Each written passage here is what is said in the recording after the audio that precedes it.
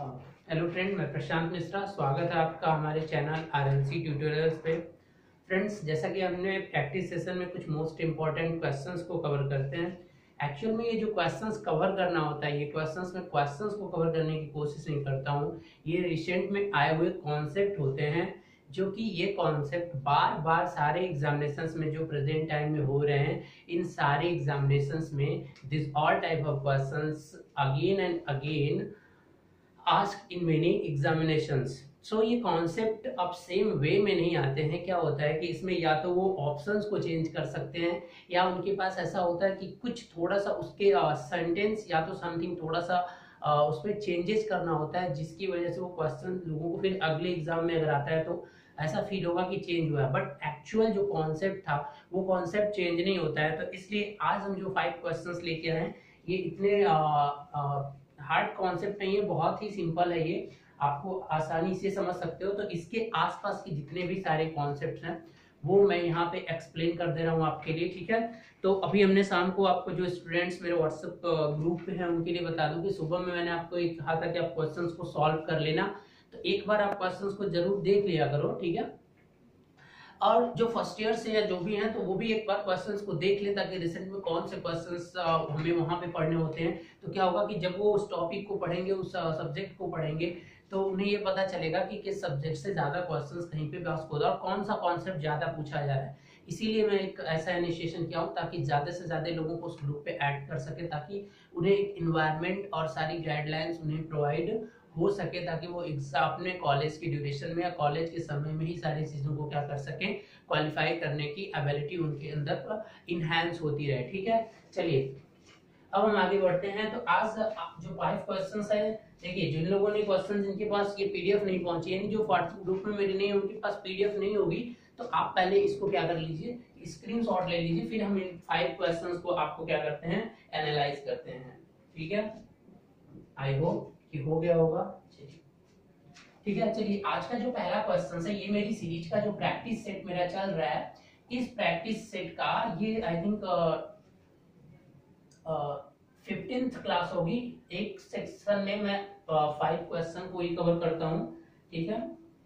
तो ये आपकी क्या होगी 5, क्योंकि 71 क्वेश्चन नंबर ये स्टार्ट है, तो आई थिंक ये 15 होगा, ठीक है। चलिए तो आज का पहला क्वेश्चन जो है गाइस, ये बहुत सिंपल है। जैसे ही कोई स्टूडेंट अगर इलेक्ट्रिकल में एंट्री करता है, तो उसे सबसे फर्स्ट एक वर्ड होता है जो कि पावर फैक्टर, और वो अगेन अगेन इस वर्ड को क्या करता है, यूज करता है, ठीक है।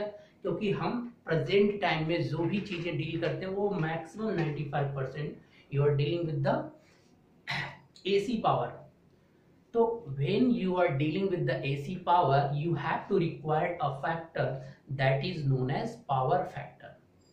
So होता क्या है, आप जब भी इसे बोलते हो तो इसका एक माइंड में पिक्चर विजुअलाइजेशन होना चाहिए कि ये एक्चुअल में आप क्या करते हो। कि अगर फार्मूले से जो लोग जानते हैं वो एक बार सुन लें, और जो स्टार्टिंग के स्टूडेंट हैं, यानी जो फर्स्ट ईयर या समथिंग से अगर वो अपना नॉलेज बिल्डअप कर रहे हैं या अपने कॉन्सेप्ट को बिल्डअप कर रहे हैं, चाहे वो डिप्लोमा से हो चाहे बीटेक से हो, तो उनके लिए मैं बताऊंगा कि आप अपने जो व्यू होता है देखने का, उसे थोड़ा सा आप इनहेंस करिए।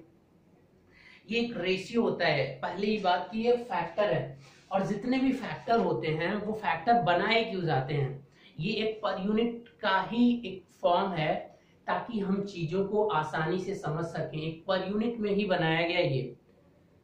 जैसे ही 0.8% आप बोलते हो, तो इसका मतलब क्या होता है कि 80% कोई पावर किसी पावर की बन रही है। मतलब क्या है कि 0.8 मतलब वो पर यूनिट में चेंज हो रही है। तो इस फैक्टर, जो भी कोई मैक्सिमम फैक्टर होते हैं, तो उसकी यूनिट तो नहीं होती है। तो ये बनाया क्यों गया, अब देखिए जैसे ही एसी की बात हम करते हैं, तो चलिए इसके पूरे एक्सप्लेन को, इसके पूरा एक्सप्लेन करेंगे। हम बताया तो मैंने आपको डिटेल्ड एक्सप्लेनेशन मिलेगी। अब जब ये एसी अगर पावर की बात करें, अगर डीसी पावर, एक तो पहले आप डीसी पावर मेजर करते हो, तो डीसी पावर की अगर बात करें, तो डीसी पावर में केवल क्या होती है, एवरेज पावर ही होती है, ठीक है। यहाँ पे आप केवल एवरेज पावर से डील करते हो। लेकिन जब एसी पावर अगर डील करो, एसी सर्किट में जैसे ही आप आओगे अल्टरनेटिंग सर्किट, तो वहां पे पावर क्या हो जाती है, 2-3 तरह की पावर्स आप पढ़ते हैं। तो पहले क्या आता है, एप्रिएंट पावर, ठीक है। एक पावर आपकी एपरिएंट पावर होती है, दूसरी पावर क्या होती है, एक्टिव पावर, एक्टिव पावर, और एक होती है आपकी सॉरी नीचे लिख देता हूं, रिएक्टिव पावर।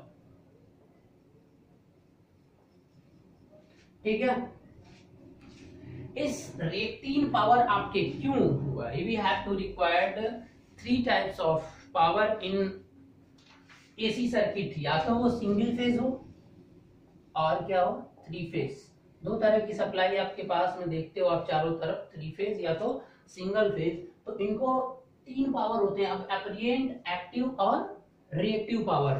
तो देखिए जैसे ही कोई क्या होता है कि वायर जब भी कोई होता है उसमें एपरिएंट पावर का मतलब क्या होता है कि इंस्टेंटेनियस, ये पावर पूरा का पूरा अपीयर होता है, यानी जितना पावर किसी लोड के अक्रॉस अपीयर होगा, ठीक है, अपीयर होने का मतलब वो बस दिखेगा, टोटल पावर अपीयर होना, यानी अपरेंट पावर, इसीलिए इसका नाम भी दिया गया, इसके नाम में ही इसका वर्ड है अपीयर होना। मतलब अपीयर होने की अगर बात करो तो अपरेंट पावर को अगर हम एस से डिनोट करते हैं तो एस इज इक्वल टू क्या होता है, वी और आई का क्या हो जाता है, कॉन्जुगेट, यानी टोटल पावर यहां से ये निकलती है, और ये कॉम्प्लेक्स पावर भी इसको बोलते हैं, क्योंकि अब total power V I conjugate जो हो गई, ये है आपकी अपरेंट पावर। ठीक है, ये एस को हमने क्या मान रखा है, अपरेंट पावर। ठीक है, इसको किसमें मेजर किया जाता है, वोल्ट एम्पियर, इसको वोल्ट एम्पियर वीए। ठीक है, ये अपरेंट पावर जो होती है आपकी, यही अपरेंट पावर यानी वोल्ट रेटिंग। ठीक है ना, वोल्टेज और करंट का ये क्या होता है, नॉर्मली मल्टीप्लिकेशन होता है इंस्टेंटेनियस फॉर्म में। अगर आप पावर मेजर कर रहे हो तो आप नॉर्मली अगर पावर की स्टार्टिंग करोगे, suppose you want to measure the power, just you have take the instantaneous power is equal to instantaneous current multiply instantaneous voltage. Okay, after that you have go through this procedure, and at last you have to take the integration to find the average power, and after that here after that you will got this formula. तो finally conclusion यहाँ पे याद रखिए कि S is equal to क्या होता है, we I conjugate, यानी आई जो होगी आपकी वो क्या रखना है, उसका कॉन्जुगेट लेना है। ठीक है, अब क्या करना है कि अगर एक्टिव पावर, अब यही पावर दो पार्ट में डिवाइड हो जाती है। अब कहने का मतलब ये है कि आपकी जो अपरेंट पावर होती है, अपरेंट पावर जो भी किसी लोड के अक्रॉस अपीयर होती है, वो दो पार्ट में डिवाइड होती है। पहला क्या होता है कि एक्टिव पावर, मतलब जो भी प्रोसेस आप कर रहे हो लोड के साथ, हीटिंग लोड है या कोई भी लोड, तो लोड का एक डिफिनेशन क्या है कि कोई भी लोड जब रहेगा तो वो एक एनर्जी को दूसरे एनर्जी में चेंज कर रहा होगा। तो एक्टिव पावर क्या है कि वो अमाउंट ऑफ एनर्जी या पावर है, एनर्जी से पावर है, तो अगर टाइम से आप एक टाइम स्पेसिफिक टाइम ले लो तो एनर्जी भी बन जाएगा। तो वो एनर्जी जो कि एक फॉर्म से दूसरे फॉर्म में कन्वर्ट हो रही हो, तो वही आपकी एनर्जी कहलाएगी, आपकी एक्टिव एनर्जी। आप इस तरह से पहले एनर्जी से समझ लो, एनर्जी और पावर के बीच में इंपॉर्टेंस मतलब क्या फैक्टर क्या काम करता है, टाइम। अगर आप पावर को टाइम से मल्टीप्लाई कर देते हो तो you will got the energy. Okay, तो एनर्जी अगर आपकी जो है, जितनी एनर्जी वन फॉर्म से दूसरे फॉर्म में चेंज हो रही है, जितना एनर्जी क्रिएट होके वर्क डन, मतलब या तो वर्क डन हो रहा है प्रोसेस में, चेंजिंग प्रोसेस में जितना वर्क आपका हो रहा है, मतलब सिस्टम जितना वर्क कर रहा है, वो आपका कहलाता है एक्टिव पावर या एक्टिव एनर्जी। ठीक है, अब ये रिएक्टिव एनर्जी का क्या कॉन्सेप्ट है कि ये अमाउंट ऑफ एनर्जी या पावर, ये इसका क्या रोल होता है। देखो, जब भी एक सर्किट कोई भी होती है तो उसमें एक इंडक्टर होता है, और जैसे ही कोई इंडक्टर होता है और एसी हो रहा है तो बार बार चार्जिंग और डिस्चार्जिंग होती है। ठीक है, तो उसकी वजह से एक वेरिएबल मैग्नेटिक फील्ड उसके चारों ओर क्या होता है, क्रिएट होता है। ठीक है, जैसे ही जाती है तो जैसे ही वो मैग्नेटिक फील्ड क्रिएट होता है, just you have to take the inductor, तो जैसे ही आप एक इंडक्टर लोगे तो उसके चारों तरफ एक मैग्नेटिक फील्ड क्रिएट होगा।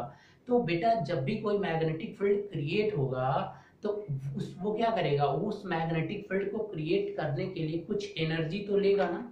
अब उसे एनर्जी कहाँ से मिलेगी, जिससे वो क्रिएट हो रहा है। क्रिएट किससे हो रहा है, करंट की वजह से ही हो रहा है। तो उसी करंट से वो कुछ अमाउंट ऑफ एनर्जी लेकर अपने चारों ओर क्या बनाता है, एक मैग्नेटिक फील्ड की रचना करता है। ठीक है, और इसी प्रॉपर्टी को इंडक्टेंस भी बोला जाता है। तो जैसे ही वो इंडक्टेंस बनाता है तो क्या हो जाता है कि उसके अंदर क्या आ जाती है, मतलब रिएक्टिव पावर शुरू हो जाती है। ठीक है, रिएक्टिव पावर देखिए अब इस रिएक्टिव पावर का मतलब क्या है कि रिएक्टिव पावर, जैसे ही कोई सर्किट आपकी ऑन होगी तो अब दूसरा पावर क्या होगा, रिएक्टिव। ये एनर्जी ऐसी एनर्जी है कि ये एक फॉर्म से दूसरे फॉर्म में चेंज नहीं होती है। जैसे ही फिर स्विच को ऑन करोगे, जैसे मान लीजिए कि आप एक एग्जांपल बता रहा हूँ, समझने की कोशिश करिएगा। You have a 3 phase induction motor. आप जैसे ही स्विच ऑन करोगे तो स्विच के ऑन करने के जस्ट पहले स्टार्टिंग में ही उसके अंदर सारी कॉइल्स लगी होती हैं, आपको पता है, और वो कॉइल से ही आप एक रोटेटिंग मैग्नेटिक फील्ड जनरेट करते हो। ठीक है, तो जैसे ही उस कॉइल में करंट आएगी तो वो कॉइल अपने चारों ओर क्या बनाएगा, एक मैग्नेटिक फील्ड बनाएगा, क्योंकि कहीं भी कॉइल है तो सबसे पहले मैग्नेटिक फील्ड क्रिएट होगी। तो वो मैग्नेटिक फील्ड क्रिएट होने के लिए कुछ अमाउंट ऑफ एनर्जी की रिक्वायरमेंट होगी। तो सबसे पहले सप्लाई से क्या होगा, एक रिएक्टिव पावर आएगा, और वो क्या करेगा कि पूरी सर्किट को मतलब एक मैग्नेटिक पावर प्रोड्यूस करने के लिए एनर्जी देगा। और जैसे ही आप सप्लाई को स्विच ऑफ करोगे तो फिर वो क्या हो जाएगा, वापस बैक हो जाएगा, स्टोर रहता है वो। ठीक है, ये आपका वेस्ट नहीं होता है रिएक्टिव पावर। ठीक है, वो फिर से क्या होगा, सिस्टम को सप्लाई को बैक हो जाएगा जैसे ही आप स्विच ऑफ करोगे। जैसे मान लीजिए कि दो नदियां हैं, आप उस तरफ जाना चाहते हो, ठीक है, और कुछ आपके पास सामान है, बहुत सारे छोटे छोटे बॉक्सेस, तो आप इस प्लेस इस किनारे से उस किनारे पर सेंड करना चाहते हो। तो ऐसा होता है कि जैसे आप सप्लाई ऑन करते हो तो रिएक्टिव पावर समझ लो एक पुल प्रोवाइड करा देता है। ठीक है, रिएक्टिव पावर आपको एक पुल प्रोवाइड करा देगा, जिससे होकर आप क्या करिए कि अपने छोटे छोटे बॉक्स को इस प्लेस से दूसरे प्लेस पे भेजते रहिए, भेजते रहिए, भेजते रहिए। तो जैसे ही सप्लाई अगर ऑफ करोगे, जैसे ही ऑन करोगे तो ये पुल ऑटोमेटिकली बनेगा। पहले क्या बनेगा, पुल बनेगा नहीं, पहले रिएक्टिव पावर किसी भी सिस्टम में जाएगी। ठीक है, उसके बाद क्या होगा कि जो एक्टिव वर्क डन होना होता है, जो आपका मेन काम होता है, वो काम उससे उसी से होकर होता रहेगा। ठीक है, और जैसे ही आप सप्लाई को बैक करोगे तो वो जो आपकी पुल बनी थी वो ऑटोमेटिकली फिर बैक होके एंड हो जाएगी, यानी सप्लाई को जो एनर्जी जितना वेस्ट हुआ था उसको बनाने में, वो एनर्जी फिर सप्लाई को रिटर्न बैक हो जाती है। ठीक है, एपरिएंट पावर का मतलब इन दोनों का जो समेशन आएगा, वेक्टर सम करिए तो वो हो जाता है आपका टोटल का टोटल एपरिएंट पावर। तो एपरिएंट पावर आपकी दो पावर में डिवाइड होती है। ठीक है, आपका एक्टिव और रिएक्टिव पावर में। ठीक है, चलिए अब हम बात करते हैं, ये आपका हो गया रिएक्टिव पावर। अब अगर इसी को हम एक्सप्लेन करना चाहें तो जो ये कॉम्प्लेक्स पावर ये आप देख रहे हो, ठीक है, तो ये कॉम्प्लेक्स पावर ही P प्लस JQ में डिवाइड होता है। ठीक है बेटा, तो ये P जो होता है ये एक्टिव पावर होता है, ये क्या होता है, एक्टिव पावर, और ये क्या होता है, रिएक्टिव पावर। Q को जो डिनोट किया जाता है ये रिएक्टिव पावर से डिनोट किया जाता है। ठीक है, तो जब ये तीनों कॉन्सेप्ट सामने आए थे, ठीक है, ये देखो, या तो वेक्टर फॉर्म में भी लिख सकते हो, यहाँ पे जो था ये आई कॉन्जुगेट तो वेक्टर फॉर्म में आएगा, तो एक रियल वैल्यू आएगी और एक इमेजिनरी आएगी। तो जो रियल वैल्यू होती है वो आपको डिनोट करती है एक्टिव पावर को, और जो आपकी इमेजिनरी पार्ट होता है कॉम्प्लेक्स नंबर का वो डिनोट करता है आपके रिएक्टिव पावर का। रिएक्टिव पावर की जो एनर्जी होती है वो वेस्ट नहीं होती, रिमेंबर दैट पॉइंट। और किसी भी सर्किट में जब करंट जाती है तो पहले रिएक्टिव पावर का फ्लो होता है और उसके बाद फिर एक्टिव वर्क डन होने लगता है। तो एक्टिव वर्क डन में जो एनर्जी वो तो लॉस होती रहेगी, मतलब एक फॉर्म से दूसरे फॉर्म में चेंज होती रहेगी। जैसे ही सप्लाई ऑफ करोगे फिर वो एनर्जी रिएक्टिव पावर आपकी बैक हो जाएगी सप्लाई को। ठीक है, तो इस तरह से रिएक्टिव पावर का इंपॉर्टेंस बहुत है, क्योंकि हर एक सर्किट में इंडक्टेंस होता है और जहां इंडक्टेंस होगा तो वहां रिएक्टिव पावर आएगी आपकी। ठीक है, तो रिएक्टिव पावर का इंपॉर्टेंस बहुत है, क्योंकि इसके बिना कुछ हो नहीं सकता। ठीक है, पहले रिएक्टिव पावर ही सर्किट को क्या करेगा, थोड़ा सा एनर्जी देगा काम कराने के लिए। ठीक है, और कुछ अमाउंट ऑफ लॉसेस भी जाते हैं, तो इसलिए जो पूरा का पूरा अपरेंट पावर होता है वो एक्टिव और रिएक्टिव पावर में नहीं, कुछ लॉसेस में भी इंक्लूड होता है, इसीलिए मैंने इनको सम करके आपको नहीं दिखाया है। तो अब देखिए कि जैसे ही ये चीजें आ गई तो हमारे इजी अंडरस्टैंडिंग के लिए क्या बनाया गया, एक फैक्टर डिसाइड किया गया कि पावर फैक्टर। अब ये पावर फैक्टर, क्योंकि हमें जब हम कोई सर्किट में काम करते हैं तो हमें एक्टिव पावर से ही मतलब होता है कि एक्टिव पावर हमें जितना ज्यादा रहेगी तो उसका मतलब कि हमारा एक्टिव वर्क डन ज्यादा होता रहेगा, जिस काम के लिए मैंने हम सर्किट डिजाइन कर रहे हैं। अगर रिएक्टिव पावर ज्यादा होगा तो इसका मतलब क्या है कि सर्किट को एनर्जाइज करने में ही एनर्जी ज्यादा लग रही है। बात है समझते, वो ठीक है कि वो एनर्जी फिर से बैक हो जाएगी, लेकिन अगर उस एनर्जी को डिजाइन में ही आप एनर्जी ज्यादा पावर वेस्ट होगी तो फिर वो अच्छे से परफॉर्मेंस नहीं कर पाएगा। तो अब यही वो फैक्टर डिसाइड किया गया कि आप क्या करिए कि जो अपीयरेंट पावर है, यानी जो पावर अपीयर हो रही है, ठीक है, देखिए अब इसका आंसर क्या हो जाएगा, मैक्सिमम सब लोगों को पता ही होगा कि अपरेंट सॉरी आपका एक्टिव पावर और डिवाइडेड बाय क्या होता है, यानी ट्रू पावर, मतलब true power divided by, true power का मतलब क्या हुआ, पी की बात हो रही है, एक्टिव पावर, ट्रू पावर का मतलब देखिए इसे एक्टिव पावर बोलिए या तो इसका क्या नाम होता है ट्रू पावर। तो आप क्या करिए कि पावर फैक्टर का मतलब क्या हुआ कि आपकी जो ट्रू पावर थी, ठीक है, ट्रू पावर और डिवाइडेड बाय क्या होती है, reactive power, sorry true power divided by apparent power, यानी पावर फैक्टर का डिसाइड करना है। तो अब आप इस तरह से याद रखेंगे, जैसे ही आप 0.6 0.7 0.8 पॉइंट समथिंग बोलते हो, तो इसका मतलब कि अपरेंट पावर का जितना पावर अपरेंट हो रहा है, जैसे कि एग्जांपल देखिए, power factor is equal to, मैंने लिख दिया मैक्सिमम 0.8, ठीक है, मैक्सिमम आप देखते हो 0.8, तो 0.8 का मतलब क्या हुआ कि ट्रू पावर जो है अपरेंट पावर का कितना परसेंट है, 80% है, यानी जितना पावर सर्किट के क्रॉस अपीयर हो रही है उसका आपका 80% ट्रू पावर है, मतलब 80% वर्क डन एक पावर दूसरे पावर में कन्वर्ट होगी, और बाकी 20% क्या होगा, बाकी 20% टोटल रिएक्टिव पावर होगा, नहीं, उस 20% में आपके लॉसेस भी इंक्लूड होते हैं, remember that point, that 20% not directly to the reactive power, वहां पे कुछ लॉसेस भी होते हैं। तो रिएक्टिव पावर जैसे यहाँ पे कितना होगा, लगभग आई थिंक कि अगर 0.8 है तो अप्रोक्स करना चाहते हो तो 0.4 या कुछ परसेंट, मतलब आप क्या करिए कि जैसे 20% बचा तो 20% में से 5-6% क्या होते हैं, बड़ी मशीन, जैसे जैसे मशीन बड़ी होती जाएगी आपकी तो वहां पे लॉसेस भी ज्यादा होंगे, ठीक है, तो लॉसेस को नेगलेक्ट हटाने के बाद से जो बचेगा वो रिएक्टिव पावर हो जाएगा। तो अब ये फैक्टर बनाने से क्या हो गया, आपकी स्टडी बहुत आसान हो गई, पर यूनिट में एक वैल्यू मिल गई, जैसे ही कोई बोलेगा 0.8 है पावर फैक्टर इस सर्किट का, तो आपको क्या लगेगा, यानी आपकी एम क्या होगी कि सर्किट के पावर फैक्टर को ज्यादा से ज्यादा आप रखिए, क्योंकि अगर 0.8 से मतलब जितना ज्यादा रखोगे एक्टिव वर्क डन उतना ज्यादा होगा, तो आपको बेनिफिट मिलेगा। तो इसीलिए ये बहुत मोस्ट इंपॉर्टेंट फैक्टर हो जाता है जब आप एसी से डील करते हो। तो गाइस जब भी आपके अंदर से मतलब निकले पावर फैक्टर 0.8, कुछ लोग क्या करते हैं यहाँ से याद करते हैं power factor is equal to क्या होता है, cos phi angle between V and I। तो जब यहां से अगर ये कॉन्सेप्ट बनाओगे एंगल V इंटू I, तो फिर वो डायरेक्टली आपके माइंड में एक विजुअलाइजेशन नहीं बनेगा कि एक्चुअल में है क्या ये पावर फैक्टर। तो यहां से आपका कॉन्सेप्ट अच्छा बनेगा, ठीक है। तो आप फार्मूला भी वही पूछा हुआ था, ये true power divided by apparent power, अगर इसे देखना है तो देख सकते हैं, ट्रू पावर का मतलब आपका होता है VI cos फाई और अपरेंट पावर का मतलब V और I। तो अगर मैग्नीट्यूड की बात करें तो यहाँ पे सीधे क्या आ जाएगा cos फाई, तो cos फाई यहाँ से फिर निकल कर आता है पावर फैक्टर, जिससे आप बार बार बोलते हो। फाई का मतलब वोल्टेज और करंट के बीच का एंगल जो होता है उसी को क्या बोलते हैं, उसका कोसाइन, या आप पावर फैक्टर को इस तरह से भी डिफाइन करते हो कि वोल्टेज और करंट के बीच का एंगल का कोसाइन ले लो, तो वो भी आपका पावर फैक्टर ही होगा, ठीक है।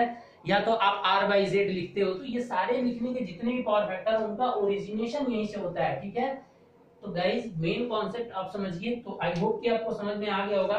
अब रिएक्टिव पावर को किसमें मेजर करते हो, वोल्टेज एम्पियर, ठीक है, सॉरी VAR, ठीक है, VAR वोल्ट एम्पियर रिएक्टिव, ठीक है, VAR से इसको डिनोट कर दीजिए। एक्टिव पावर को किसमें लिखते हो, किलोवाट में आप मेजर करते हो, ठीक है, और आप अपरेंट पावर को किसमें करते हो, वोल्ट एम्पियर VA, ठीक है। आप इस तरह से तीनों की यूनिट होती है और तीनों को आप इस तरह से मेजर कर सकते हो, ठीक है, रिएक्टिव पावर, एक्टिव पावर और इनके बीच का रिलेशन। अब अगर एक ट्रायंगुलर अगर वेवफॉर्म बनाना भी चाहोगे तो देखो इससे रिलेटेड, देखिए अब ये क्या हो जाएगा S, और ये क्या होता है, ये होता है आपका P और ये क्या होता है Q।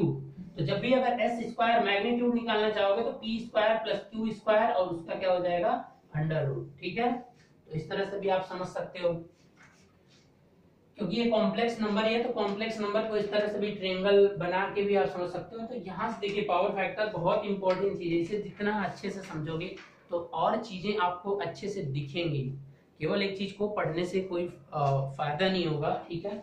चलिए अब आगे बढ़ते हैं दूसरे क्वेश्चन की तरफ, ठीक है। दूसरा क्वेश्चन आपका क्या है, दूसरा क्वेश्चन आपका है, अच्छा एक फुल वेव ब्रिज रेक्टिफायर दिया हुआ है, देखिए रेक्टिफायर का मतलब क्या होता है, वो सर्किट होती है जो कि एसी को क्या करती है डीसी में कन्वर्ट करती है, और उसमें भी ये सर्किट जो है ये फुल वेव ब्रिज रेक्टिफायर है, यानी इसमें चार जिसमें डायोड लगे होते हैं वो होता है आपका फुल वेव ब्रिज रेक्टिफायर। तो अगर फुल वेव ब्रिज रेक्टिफायर की बात करें हम, तो फुल वेव ब्रिज रेक्टिफायर क्या होता है, वो भी तो कन्वर्ट करेगा। ठीक है, चलिए अब हम बात करते हैं, अगर इस सर्किट की बात करें, देखिए थैरिस्टर्स लगे हुए हैं, सर्किट मैं फिर से नहीं बना रहा हूँ, सर्किट आपके पास होगी। तो देखिए अब इसमें एक्सएल की वैल्यू फुल वेव रेक्टिफायर, ये क्या है फुल वेव रेक्टिफायर। तो अगर इसकी हम बात करें फुल वेव रेक्टिफायर की, तो ऑलरेडी यहाँ पे लोड करंट दिया हुआ है, average load current I average is equal to कितना है 50 एम्पियर, मतलब लोड में जो करंट जा रही है एवरेज करंट वो क्या है 50 एम्पियर है, और लोड की आर की जो वैल्यू है वो कितना है बेटा 4 ओम, और ई एक बैटरी भी लगी हुई है लोड पे, उसकी वैल्यू है 10 वोल्ट। अब determine the average value of load voltage. Load voltage का मतलब क्या हुआ, यहाँ पे एल है, यहाँ पे क्या है आर है, और यहाँ पे ई है। देखिए अब टोटल जो यहाँ से यहाँ तक का वोल्टेज होगा वही क्या होगा एवरेज वोल्टेज होगा।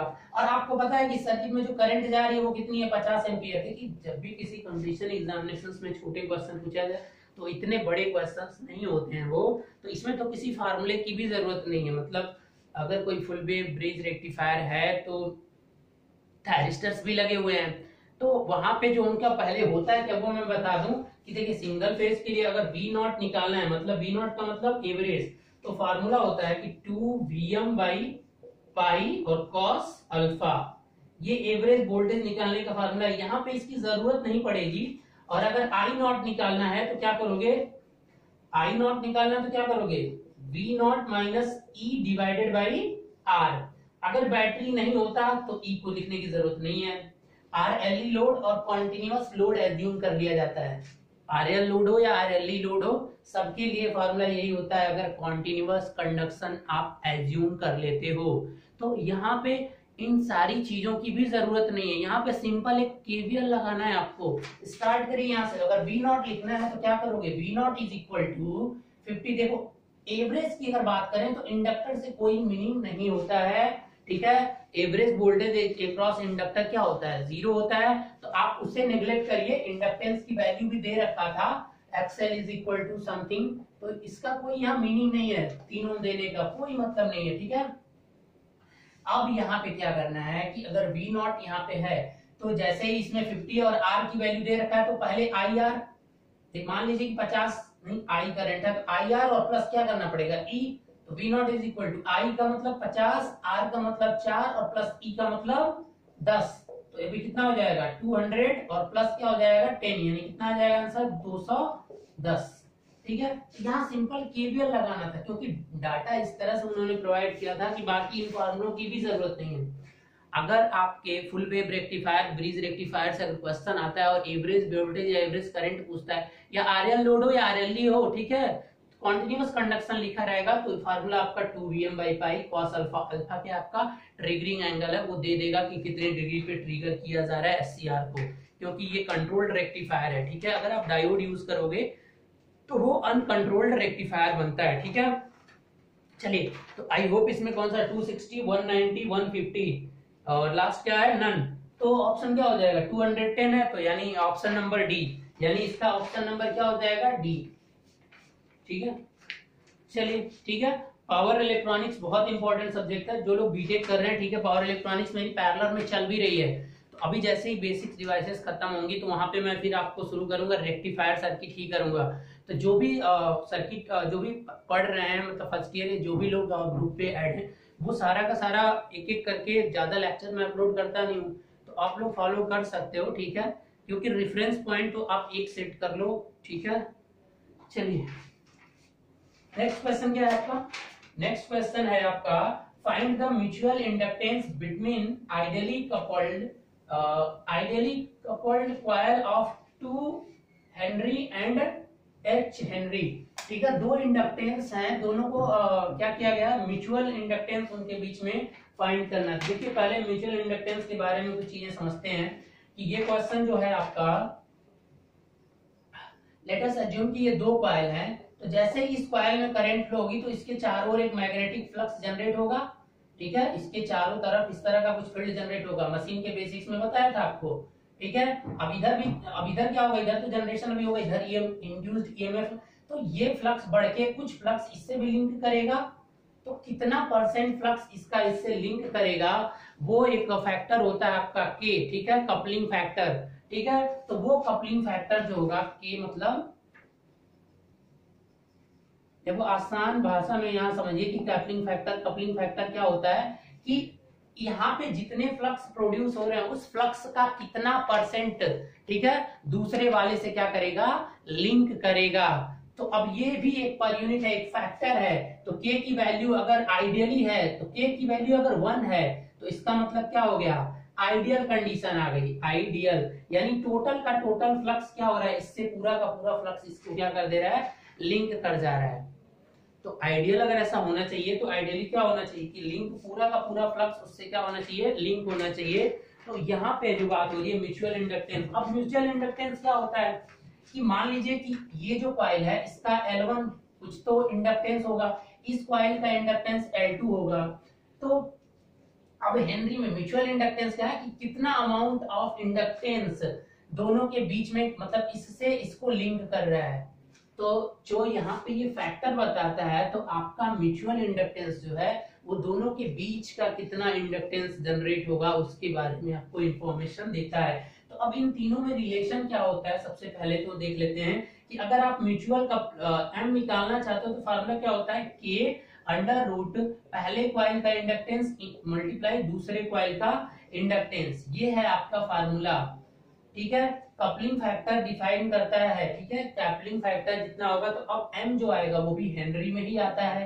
तो अब इस क्वेश्चन के लिए m यहाँ पे आइडियली बात कर दी गई है, तो k को आप 1 पुट करेंगे और अंडर रूट L1 पहली कॉइल का इंडक्टेंस, दो इंडक्टेंस दे रखा है L2 और 2 मल्टीप्लाई 8 8 दूना 16, तो कितना आ जाएगा 4 हेनरी, यानी म्यूचुअल इंडक्टेंस क्या आ जाएगा दोनों के बीच का 4 हेनरी, ठीक है।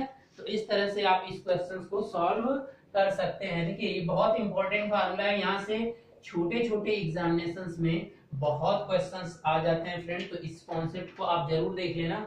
तो इस ऐसे क्वेश्चंस अगर एग्जामिनेशंस में आते हैं तो वो छूटने नहीं चाहिए, ठीक है। अब यहाँ से इस कॉन्सेप्ट से कुछ और क्वेश्चंस आते हैं, जैसे अगर हम बात करें,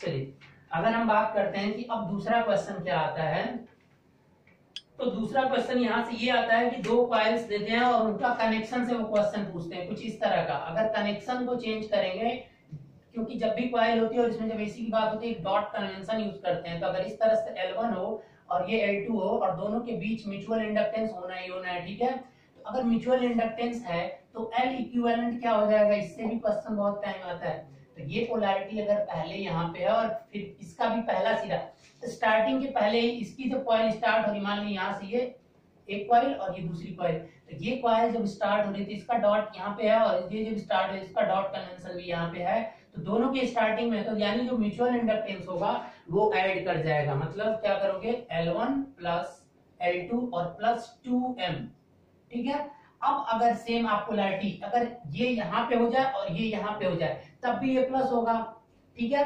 लेकिन अगर क्या करो, इसी को आप क्या कर दीजिए, एक की स्टार्टिंग में कर दीजिए और एक का डॉट कन्वेंशन एंड में कर दीजिए, तो अब इसका जो L इक्विवेलेंट हो जाएगा वो L1 प्लस L2 और माइनस 2m हो जाएगा। रिमेंबर दैट फार्मूला, ठीक है। इस फार्मूले पे भी बहुत बार क्वेश्चंस आया हुआ है। अब सेम अगर ये तो सीरीज का कनेक्शन हो गया दो कॉइल्स का, अब अगर दो कॉइल्स हो उन्हें पैरेलल में आप कनेक्ट करते हो तब क्या होगा, ठीक है। चलिए अब आप दो कॉइल्स ले लीजिए, ठीक है, ये दो कॉइल्स आपकी हो गई, ठीक है। एक का कन्वेंशन यहाँ पे हो गया, एक का कन्वेंशन यहाँ पे हो गया, तो अब इसका L इक्विवेलेंट क्या हो जाएगा, ठीक है।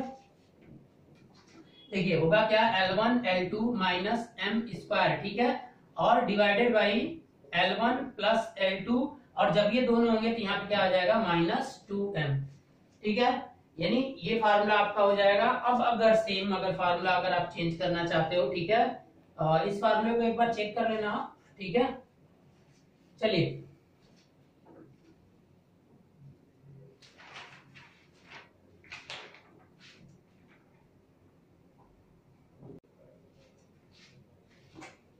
चलिए गाइस, अब अगर हम इसके डॉट कन्वेंशन को चेंज कर देते हैं, यानी सेम ये दोनों कॉइल्स लीजिए और ये दोनों इंडक्टिंग कॉइल को क्या कर दीजिए, एक का आप डॉट कन्वेंशन यहां रखिए और दूसरे को क्या कर दीजिए, यहां रख दीजिए, तो दोनों अपोजिट पोलैरिटी हो गया। ये दोनों यहां होते तब भी फार्मूला सेम था, अगर ये यहाँ पे हो इसका, ये यहाँ हो, ये यहाँ हो डॉट कन्वेंशन, तब भी सेम फार्मूला होगा। होगा क्या, L इक्विवेलेंट यहाँ पे L1 L2 minus M square तो सेम रहेगा और डिवाइडेड बाई क्या हो जाता है आपका L1 प्लस L2 और प्लस 2M हो जाएगा।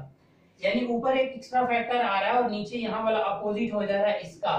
तो क्या, तो ये आपका सीरीज के लिए है, तो बहुत सारे क्वेश्चंस आ जाते हैं इससे। और ये आपका parallel combination of two coils. तो म्यूचुअल इंडक्टेंस क्या होता है कि दोनों के बीच की इंडक्टेंस होती है और उनके बीच का जो फैक्टर होता है वो फ्लक्स कितना परसेंट दूसरे को लिंक कर रहा है, इसके बारे में आपको बताता है। ठीक है, ये इसका आ गया। चलिए नेक्स्ट क्वेश्चन क्या है आपका। नेक्स्ट क्वेश्चन की अगर हम बात करें तो नेक्स्ट क्वेश्चन आपका कौन सा है, कितने हो गए आपके, एक 3 हो गए। एक क्वेश्चन आपका क्या है, नेक्स्ट क्वेश्चन क्या था, ठीक है। चलिए हाँ, नेक्स्ट क्वेश्चन ये है कि an EDM instrument can be used. Electrodynamometer instrument measurement का क्वेश्चन है। आपके जो मेजरिंग इंस्ट्रूमेंट होते हैं यानी इंडिकेटिंग टाइप इंस्ट्रूमेंट, वो 3 तरह के होते हैं, पीएमएमसी, ठीक है। इसको मैं अच्छे से क्वेश्चन में एक्सप्लेन भी किया हूं, तो आप वो वीडियो कोई देख लेना, ठीक है। वीडियो नंबर कौन सा है ये मुझे याद नहीं आ रहा है एग्जैक्ट, जो प्रैक्टिस सेट है, यानी अभी जो 70 क्वेश्चन मैंने पीछे कवर किए उन 70 क्वेश्चंस में से किसी न किसी में है, ठीक है। तो आप उन्हें वीडियो को देख लेना, उसमें डिटेल एक्सप्लेन किया है मैंने। आई मीन फर्स्ट वीडियो ही होगी आपकी, फर्स्ट देख लेना शायद, ठीक है। तो अगर ईडीएम की बात करते हैं तो इलेक्ट्रोडायनमोमीटर ईडीएम टाइप इंस्ट्रूमेंट क्या होता है, ठीक है। पीएमएमसी मूविंग आयरन और ईडीएम, ठीक है, इंडक्शन, इलेक्ट्रोस्टैटिक्स, इस तरह के इंडिकेटिंग टाइप इंस्ट्रूमेंट थे जिसमें अलग अलग मैग्नेटिक फील्ड को क्रिएट करके हम मेजरिंग का काम कर रहे थे। तो ईडीएम जो था, ईडीएम क्या था, इसका दूसरा नाम क्या है ईडीएम का, या इसका दूसरा नाम बताइए जल्दी से, क्या होता है, परमानेंट मैग्नेटिक मूविंग कॉइल। और इसका क्या हो जाएगा, electromagnet moving coil, electromagnet moving coil, eMMC. EDM का दूसरा नाम है आपका ईएमएमसी, ठीक है। अब सबसे पहली बात कि ये किस तरह से, इसका क्या क्या बनता है, सबसे पहले मैंने बताया था कि ईडीएम टाइप वाटमीटर, जहां भी आप अपने लैब में जाओगे, जो लोग फर्स्ट ईयर किया समथिंग होंगे, तो वहां जाएंगे तो ईडीएम टाइप वाटमीटर ही आप देखोगे। तो इसका यूज करके मैक्सिमम क्या बनाया जाता है, वाटमीटर और VAR meter. VAR meter reactive power measurement, VAR what is the unit of this one, किसका यूनिट है ये है रिएक्टिव पावर का यूनिट है। तो guys wattmeter and VAR meter, यानी ये तो आसानी से, यही तो इससे मेजोरिटी में बनाया जाता है। ईडीएम टाइप इंस्ट्रूमेंट का यूज करके आप वाटमीटर ही बनाते हो, ठीक है। ये शायद इसी साल की ESC का क्वेश्चन होगा, ठीक है। अब दूसरी हम बात करते हैं कि power factor meter and frequency metre. तो पावर फैक्टर अगर मेजर करना है या फ्रीक्वेंसी मेजर करना है तो वहां भी आपका ईडीएम टाइप इंस्ट्रूमेंट यूज होता है, ठीक है। यानी वोल्टेज और करंट के फॉर्म में इसका ज्यादा नहीं बनाते हैं। वोल्टेज और करंट को मेजर करने के लिए मींस वोल्ट मीटर और करंट मीटर, इसमें आप ईडीएम टाइप इंस्ट्रूमेंट नहीं करते हो। वोल्ट मीटर या करंट में किसका यूज ज्यादा होता है, एसी को एमआई टाइप इंस्ट्रूमेंट बनाते हैं करंट को मेजर करने के लिए, उसमें मैंने एक्सप्लेन किया था, ठीक है। अब ट्रांसफर इंस्ट्रूमेंट, तो अगर ईडीएम जो लोग पढ़े होंगे तो पहले ही पढ़ा जाता है कि ये ट्रांसफर इंस्ट्रूमेंट होते हैं। Why they are called the transfer instrument, मतलब क्या होता है कि अगर इन्हें एक बार कैलिब्रेशन, देखो अब ये टॉपिक बहुत बड़ा हो जाएगा अगर मैं डिटेल से एक्सप्लेन करूं, तो आप सुन लीजिए कि ये एक ऐसा इंस्ट्रूमेंट होता है कि अगर एक बार इसे कैलिब्रेट कर दो डीसी की वैल्यू पे, तो ये एसी पावर भी बाद में दूसरा कैलिब्रेशन जो मीटरिंग करनी होती है ना किसी भी इंस्ट्रूमेंट की, वो पूरा का पूरा प्रोसेस आता है कैलिब्रेशन के अंदर। और मेजरमेंट की आपकी लगभग अगर आप कैलिब्रेशन नहीं समझ पा रहे हो तो फिर मेजरमेंट को देख नहीं पाओगे। अगर विजुलाइज करने की कोशिश भी करोगे ना तो नहीं हो पाएगा। तो कैलिब्रेशन की प्रोसेस को पहले बहुत अच्छे से आपको समझना पड़ेगा। यानी जो मीटर की स्केल बनाने का प्रोसीजर है कुछ वही है आपका कैलिब्रेशन। तो उसे कैसे आप बनाते हो, बार बार चेंज कैसे करते हैं, क्योंकि जब भी कोई सेंटेंस आएगा आपसे बोल जाएगा calibrate in term of this one, calibrate in term of this one, ठीक है। तो आपको ये बहुत अच्छे समझना होगा। तो उस वीडियो में मैंने एक्सप्लेन किया है, आप देख लेना। अब ट्रांसफर इंस्ट्रूमेंट क्यों कहा जाता है, तो इसको डीसी पे एक बार कैलिब्रेट कर दीजिए और मीटर जो आपने बना दिया एसी आप दीजिए, उसी मीटर पे आपकी रीडिंग मिल जाएगी, आपको चेंजेस नहीं करने पड़ते हैं, ठीक है, आपका चेंजेस नहीं करना पड़ेगा कैलिब्रेशन में, तो इसलिए that is known as that are known as transfer instrument, ठीक है, इसलिए इसे क्या बोला जाता है, ट्रांसफर इंस्ट्रूमेंट, ठीक है। तो इसलिए ये जो तीनों के तीनों हैं, तीनों ही आप ईडीएम टाइप इंस्ट्रूमेंट में देख सकते हैं। तो ऑप्शन नंबर इसका कौन सा हो जाएगा, ऑप्शन नंबर होगा इसका डी, ठीक है, डी का मतलब 1 2 3 यानी तीनों होगा, which of the correct, watt meter and VAR meter भी बना सकते हो, power factor meter and frequency meter भी बना सकते हो, ट्रांसफर इंस्ट्रूमेंट भी बना सकते हो, ठीक है गाइस। तो ये सारी चीजें आपकी हो गई। चलिए अब लास्ट क्वेश्चन की तरफ चलते हैं। लास्ट क्वेश्चन क्या था कि in control system the type of depend of the system. तो पहली बात रखिए कि कंट्रोल सिस्टम टाइप जब भी फाइंड करना होता है, टाइप और ऑर्डर दो चीजें होती हैं किसी भी कंट्रोल सिस्टम का जब ट्रांसफर फंक्शन बनता है। ट्रांसफर फंक्शन जब किसी का बनता है मतलब output divided by input in Laplace domain with the all initial condition 0। और इसको अच्छे से एक्सप्लेन करना होगा तो किसी न किसी वीडियो में मैंने बहुत अच्छे से एक्सप्लेन किया है, ट्रांसफर फंक्शन को मेन कॉन्सेप्ट भी एक्सप्लेन किया है, ठीक है। तो यहाँ पे क्या होता है, ट्रांसफर फंक्शन की बात करें तो दो होते हैं, ओपन लूप ट्रांसफर फंक्शन और क्लोज लूप ट्रांसफर फंक्शन, ठीक है। तो सबसे पहली बात की type of system depends on, तो अगर टाइप ऑफ सिस्टम अगर आपको फाइंड करना है तो पहले आपको ओपन लूप ट्रांसफर फंक्शन चाहिए GS HS, ठीक है, यानी आपको किसकी वैल्यू चाहिए GS। देखो जो लोग बीटेक के फर्स्ट ईयर या सेकंड ईयर में उनको अभी आगे सेकंड ईयर या थर्ड ईयर में कंट्रोल सिस्टम सब्जेक्ट मिलेगा वो यहाँ से समझ सकते हैं। तो यहाँ से क्वेश्चंस किस तरह से आस्क होते हैं आपको एग्जामिनेशंस में उस चीज के बारे में पता चल जाएगा। तो GS HS समथिंग कुछ आएगा। तो इस ट्रांसफर फंक्शन में जितने भी पोल्स आपके जीरो पे लाइज करेंगे, पोल्स का मतलब एस की वो वैल्यूज जहां पे आपका टोटल का टोटल क्या हो जा रहा है, इनफाइनाइट हो जा रही है, पूरी की पूरी ट्रांसफर फंक्शन क्या हो जा रही है, इनफाइनाइट हो जा रही है, ठीक है। तो इनफाइनाइट होने पे क्या होता है कि वो पोल कहलाता है। जीरो क्या होता है कि वो एस की वैल्यूज जिस पे पूरा का पूरा ट्रांसफर फंक्शन जीरो हो जाएगा तो वो कहलाता है उसका जीरोज। तो जीरोज और पोल कॉन्सेप्ट होते हैं, लाप्लास डोमेन में चेंज किया जाता है उसके बाद से। तो अब टाइप कैसे पता चलेगी, पहली बात कि टाइप आपका ओपन लूप ट्रांसफर फंक्शन से निकलेगा, एक पॉइंट तो ये आप याद कर लीजिए। और दूसरा आपका ऑर्डर किससे निकलेगा, वो क्लोज लूप ट्रांसफर फंक्शन से निकलेगा। और क्लोज लूप ट्रांसफर फंक्शन से नीचे जो हाईएस्ट पावर होगी कैरेक्टरिस्टिक्स इक्वेशन की, ठीक है, कैरेक्टरिस्टिक्स इक्वेशन होता है नीचे, ठीक है। क्या होता है कैरेक्टरिस्टिक्स इक्वेशन की बात करें तो कैरेक्टरिस्टिक्स इक्वेशन क्या होता है 1 प्लस GS और HS इसे इक्वल टू 0, ये होता है आपका कैरेक्टरिस्टिक्स इक्वेशन। इसमें जो S की हाईएस्ट पावर होगी, S highest power of S, highest power of S equal to order of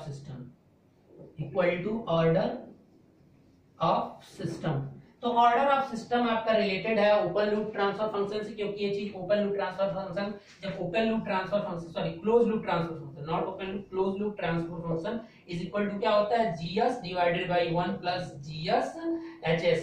ये मैं नेगेटिव फीडबैक लेके चल रहा हूं गाइस, तो यहाँ प्लस आया, ठीक है। तो ये चीज होती है, तो ये नीचे वाला फैक्टर जो होता है ये कहलाता है आपका कैरेक्टरिस्टिक्स इक्वेशन। और यहाँ पे जो जिसको सॉल्व कर लोगे तो S की जो हाईएस्ट पावर आएगी वो ऑर्डर कहलाता है। और आप इसको बस केवल GS और HS को अलग मल्टीप्लाई करो तो ये होगा आपका ओपन लूप ट्रांसफर फंक्शन, ठीक है।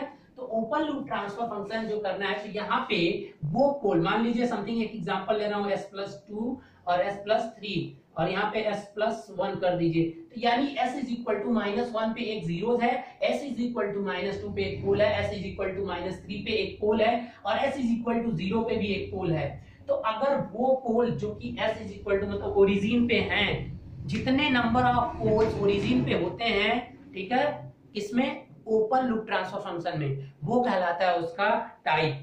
अब तो आप ऑप्शन देखिए, poles on S plane, poles at origin of S plane, ठीक है। तो इसलिए ऑप्शन नंबर कौन सा हो जाएगा, पोल्स एट ओरिजिन ऑफ, ठीक है, ऑप्शन नंबर बी, ठीक है। यानी लास्ट क्वेश्चन का क्या हो जाएगा, option number B, poles at origin of S plane. तो ये रहा गाइज आपके 5 क्वेश्चन। ये इसी तरह के क्वेश्चन जो कि अभी करंट एग्जामिनेशन जो भी हुए हैं तो इसी तरह के क्वेश्चंस आपके आस्क हो रहे हैं, ठीक है। तो आपको ज्यादा डिटेल्स नहीं पढ़ना है, लेकिन जो बेसिक कॉन्सेप्ट है उन्हें बहुत अच्छे से बिल्ड करना है तो आई होप आप जैसे जैसे कि वीडियो देखते जाएंगे जो फर्स्ट ईयर या समथिंग में है तो उनको एक आइडिया होता जाएगा, ठीक है।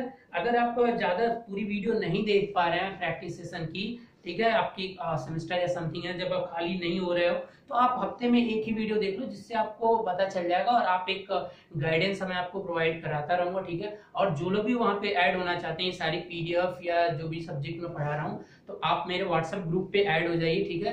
मैं अपना नंबर आपको डिस्क्रिप्शन लिस्ट में दे देता हूँ, वहाँ पे आप हाई करिए और आपकी कुछ इंफॉर्मेशन डिटेल्स के साथ मैं आपको वहाँ पे ऐड कर दूंगा, ठीक है। जहाँ पे आपको सारी पीडीएफ से जो भी इंपॉर्टेंट नॉन टेक टेक की जो भी चीजें होती हैं मैं वहाँ पे आपको प्रोवाइड करा दूंगा। ओके गाइस, तो आप इस वीडियो को ज्यादा से ज्यादा लोगों तक शेयर करते रहिए, ठीक है, और लाइक भी करते रहिए, ठीक है। और कोई प्रॉब्लम हो तो कमेंट करिए। Okay, thank you.